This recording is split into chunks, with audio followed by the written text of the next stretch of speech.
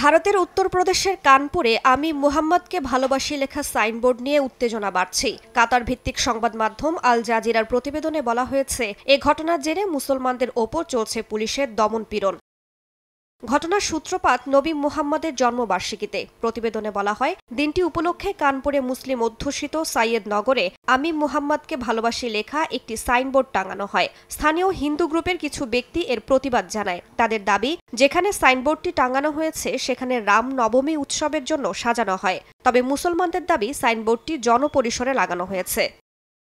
এ ঘটনার জেরে দুপক্ষের উত্তেজনা সৃষ্টি হয়। পুলিশ ঘটনাস্থলে যায় এবং কয়েক ঘণ্টা বিশৃঙ্খলার পর সাইনবোর্ড সরানো হয়। পরে অন্য সম্প্রদায়ের ধর্মীয় অনুভূতিতে আঘাতের অভিযোগে বেশ কয়েকজনের বিরুদ্ধে মামলা দায়ের করা হয়। এ ঘটনার রেশ ছড়িয়ে পড়ে অন্য জেলাতেও। গত 10 সেপ্টেম্বর বেরেলিতে জুমার নামাজ শেষে মিছিল বের করলে তা ভণ্ডুল করে দেয় আইনশৃঙ্খলা বাহিনী।